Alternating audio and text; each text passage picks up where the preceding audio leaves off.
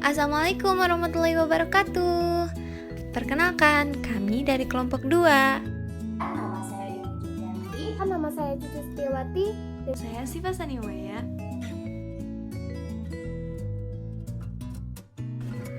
Sesuai dengan judulnya, kami akan memaparkan materi mengenai strategi, pendekatan, model, metode, teknik, dan taktik pembelajaran PAUD. Baik teman-teman, yang pertama kita akan membahas mengenai strategi pembelajaran. Nah teman-teman, apa sih strategi pembelajaran itu? Jadi, strategi pembelajaran adalah pola umum perbuatan guru dan murid dalam mewujudkan kegiatan belajar mengajar. Nah, strategi pembelajaran adalah segala usaha guru untuk menerapkan berbagai metode pembelajaran dalam mencapai tujuan yang diharapkan.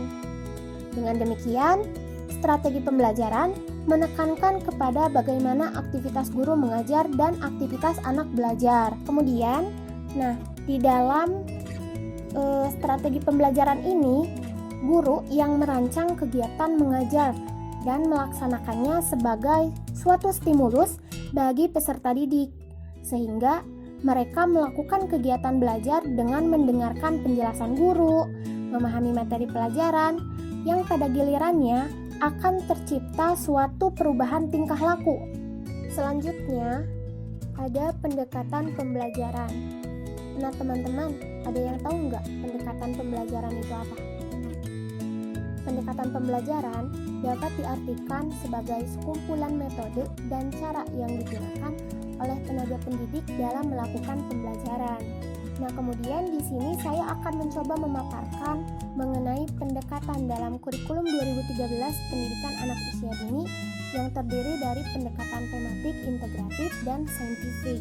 Yang pertama ada pendekatan tematik integratif.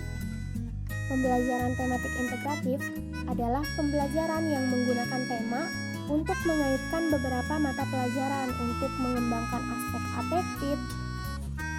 Proses pembelajaran akan optimal jika didukung dengan pendekatan yang sesuai dengan kebutuhan anak. Nah, berikut ini ada beberapa pendekatan dalam pembelajaran anak taman kanak-kanak. Yang pertama, ada pendekatan Montessori. Nah, sesuai dengan namanya, pendekatan Montessori ini dikembangkan oleh Maria Montessori pada tahun 1870 sampai 1957, yang awalnya diperuntukkan bagi anak berkebutuhan khusus. Pendekatan Montessori bertujuan untuk mengoptimalkan seluruh kemampuan anak melalui stimulasi yang dipersiapkan, karena diasumsikan bahwa setiap anak memiliki keunikan. Nah, kemudian di dalam penerapan pendekatan Montessori ini terdapat prinsip dasar, yaitu kelas merupakan kelompok heterogen yang terdiri dari beragam usia, dan penjadwalan yang teratur yang memberikan kesempatan pada anak untuk terlibat dalam pemecahan masalah dan terlibat secara mendalam dalam pembelajaran. Kemudian, yang kedua ada pendekatan Bengstreet. Nah, konsep pendekatan ini dipengaruhi oleh kajian John Dewey yang meyakini bahwa kekuatan pendidikan untuk memengaruhi dan meningkatkan masyarakat. Prinsipnya, mengembangkan anak secara keseluruhan atau the whole child. Nah, dalam pendekatan Bengstreet, guru mempunyai peranan yang cukup penting dalam memahami perkembangan anak. Pemahaman yang menyeluruh terhadap potensi dasar anak mencakup pengetahuan tentang potensi yang dimiliki setiap anak. Nah, kemudian yang ketiga ada pendekatan high scope. Pendekatan pendidikan di high scope yang digunakan sekarang ini untuk melayani anak secara penuh dari usia prasekolah sampai usia awal sekolah dasar. Nah, prinsip dasar dalam pendekatan ini yaitu yang pertama, anak sebagai pembelajar aktif yang menggunakan sebagian besar waktunya di dalam learning center yang beragam. Kemudian, yang kedua, rutinitas sehari-hari yang konsisten dalam perencanaan dan pelaksanaan pembelajaran secara berulang-ulang atau plan do review. Dan yang ketiga, guru membantu anak untuk memilih apa yang akan mereka lakukan setiap hari dan masih banyak lagi. Kemudian, yang keempat ada pendekatan kurikulum kreatif. Nah, pendekatan kurikulum kreatif ini, dasar filosofinya adalah guru harus mampu menggunakan bermacam-macam strategi untuk memenuhi kebutuhan anak dalam aspek perkembangan sosial, emosional, fisik, kognisi, dan bahasa. Prinsip dasar dari pendekatan ini yaitu menekankan pada setting lingkungan pembelajaran dalam sentra, mengatur jadwal kegiatan sehari-hari, mengorganisasi pilihan waktu belajar, dan menciptakan komunitas kelas. Yang kelima ada pendekatan Reggio Emilia. Nah, melalui pengalaman Reggio Emilia, anak usia dini belajar untuk terlibat dalam komunikasi dengan orang lain tanpa kekerasan dan bersifat membangun. Seperti halnya untuk mengembangkan keterampilan berpikir kritis. Anak-anak juga didukung untuk menyatakan dan mendiskusikan gagasan secara terbuka dalam suasana yang demokratis untuk membentuk kedekatan hubungan jangka panjang dengan orang lain di sekolah. Nah, kita lanjut ke pembahasan berikutnya, yaitu model pembelajaran PAUD. Model pembelajaran adalah pola yang digunakan oleh guru dalam melaksanakan kegiatan pembelajaran dalam rangka membantu anak mencapai hasil belajar tertentu. Ada beberapa model pembelajaran yang dilaksanakan di pendidikan anak usia dini. Apa aja sih? Kita simak yuk. Nah, yang pertama ada model pembelajaran kelompok. Model pembelajaran kelompok ini merupakan pembelajaran yang berupaya membantu anak didik untuk mempelajari materi belajar dan berbagai keterampilan guna mencapai sasaran serta tujuan sosial dan hubungan dengan orang lain.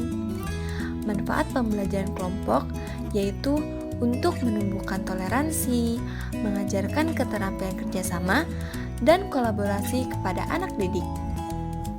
Yang kedua ada model pembelajaran area atau minat. Model pembelajaran berdasarkan area atau minat lebih memberikan kesempatan kepada anak didik untuk memilih atau melakukan kegiatan sendiri sesuai dengan minatnya.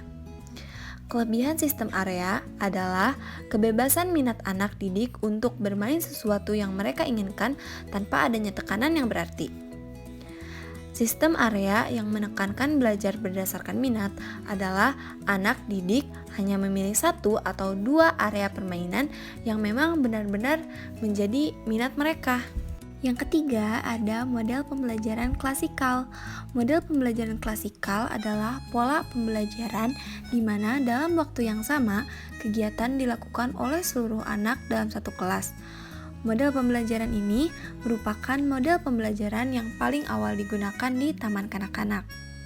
Meskipun model pembelajaran ini sudah sangat lama digunakan, tetapi model ini masih sangat efektif untuk digunakan pada proses pembelajaran anak usia dini. Yang keempat ada model pembelajaran BCCT. Model pembelajaran BCCT adalah pendekatan pembelajaran yang dalam proses pembelajarannya dilakukan di dalam lingkaran atau biasa disebut circle times dan sentra bermain. Nah, ciri khas pijakan dalam pendekatan BCCT ini adalah duduk melingkar. Ini alasannya mengapa pendekatan ini disebut saat melingkar atau circle time.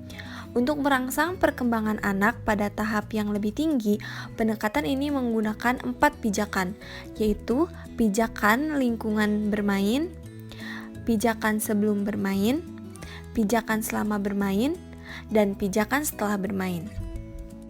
Pendekatan ini juga berusaha untuk merangsang anak agar dapat bermain secara aktif di sentra-sentra permainan. Metode pembelajaran pendidikan anak usia dini. Metode merupakan langkah operasional dari strategi pembelajaran yang dipilih dalam mencapai tujuan belajar. Sehingga dalam menggunakan suatu metode pembelajaran harus disesuaikan dengan jenis strategi yang digunakan. Adapun ketepatan penggunaan suatu metode akan menunjukkan fungsionalnya strategi dalam kegiatan pembelajaran.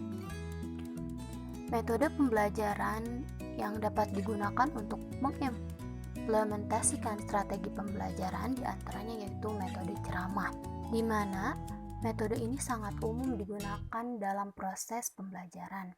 tidak terkecuali pada pendidikan anak usia dini. Adapun kelebihan dari metode ceramah ini yaitu banyak materi yang dapat disampaikan pada proses pembelajaran. Adapun kelemahannya yaitu sifatnya hanya satu arah, sehingga tidak mendorong anak untuk aktif dan kreatif. Kedua yaitu metode bermain. Metode bermain merupakan prinsip dasar pendidikan anak usia dini, sehingga wajar apabila bermain menjadi salah satu metode yang wajib dilakukan guru dalam pembelajaran anak usia dini. Yang ketiga yaitu metode bercerita, di mana metode ini sangat umum digunakan dalam pembelajaran anak usia dini dalam sehari-hari. Kadang guru menceritakan sebuah kisah para Rasulullah, sifat-sifatnya para Rasulullah, bahkan bercerita tentang kisah suatu binatang ataupun hewan dan yang lainnya. Yang keempat yaitu metode bernyanyi. Metode bernyanyi sering kali kita lihat ya di dalam pendidikan anak usia dini, di mana para guru sering berinteraksi dengan anak didiknya itu melalui kegiatan bernyanyi, seperti kegiatan bernyanyi tepuk tangan, kegiatan bernyanyi angsa, burung hantu, kelinci, dan lain sebagainya. Yang kelima yaitu bercakap ataupun berdialog dengan anak-anak, yaitu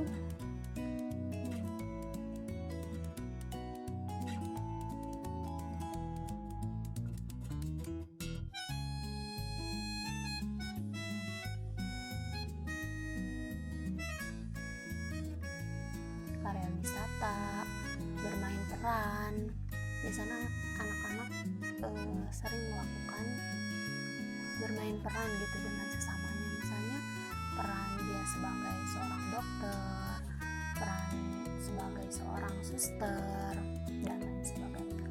Terus ada juga metode praktik langsung, di mana anak-anak diajak untuk melakukan suatu kegiatan yang bersifatnya tuh langsung di dalam suatu lapangan. Terus ada juga metode penugasan. Biasanya anak-anak ada suka diberi buku tugas gitu untuk mengerjakan tugasnya. Metode selanjutnya yaitu metode demonstrasi, eksperimen, diskusi, pemecahan masalah. Pembahasan selanjutnya yaitu teknik pembelajaran PAUD. Teknik pembelajaran dapat diartikan sebagai cara yang dilakukan seseorang dalam mengimplementasikan suatu metode secara spesifik. Pada dasarnya, metode dan teknik pembelajaran itu berbeda. Metode pembelajaran lebih bersifat prosedural, yaitu berisi tahapan tertentu. Sedangkan teknik adalah cara yang digunakan yang bersifat implementatif. Dengan kata lain, metode yang dipilih oleh masing-masing itu adalah sama, tetapi mereka menggunakan teknik yang berbeda. Adapun beberapa macam bentuk teknik pembelajaran yang bisa digunakan dalam pembelajaran PAUD, yaitu yang pertama ada teknik diskusi. Dalam teknik ini terjadi proses interaksi antara dua atau lebih individu yang terlibat, saling tukar-menukar pengalaman atau berkomunikasi. Nah, yang kedua ada teknik kerja kelompok. Nah, dalam teknik ini di mana anak di dalam kelas dipandang sebagai suatu kelompok atau dibagi menjadi beberapa kelompok. Lalu yang ketiga ada teknik penyajian tanya jawab. Nah, teknik ini itu menggunakan cara untuk memberikan motivasi pada anak agar bangkit pemikirannya untuk bertanya atau menjawab. Lalu yang keempat ada teknik ceramah. Nah, dalam teknik ceramah ini, seorang guru menularkan pengetahuannya kepada siswa secara lisan atau ceramah. Yang kelima ada simulasi. Simulasi adalah tingkah laku seseorang untuk berlaku seperti orang yang dimaksudkan atau orang lain ya, seperti itu. Lalu yang keenam ada demonstrasi. Nah, dalam demonstrasi ini, guru memberikan pengalaman secara langsung atau secara nyata kepada anak. Lalu, yang terakhir, yang ketujuh, ada teknik karya wisata. Nah, dalam teknik ini, cara mengajar yang dilaksanakan dengan mengajak siswa ke suatu tempat atau objek tertentu di luar sekolah untuk mempelajari sesuatu. Taktik pembelajaran pendidikan anak usia dini. Taktik pembelajaran merupakan gaya seseorang dalam melaksanakan metode atau teknik pembelajaran tertentu yang sifatnya individual. Misalnya, ada dua orang yang sama-sama menggunakan metode ceramah, namun pasti akan berbeda dalam taktik yang digunakannya. Sekian dari kelompok kami. Terima kasih. Wassalamualaikum warahmatullahi wabarakatuh.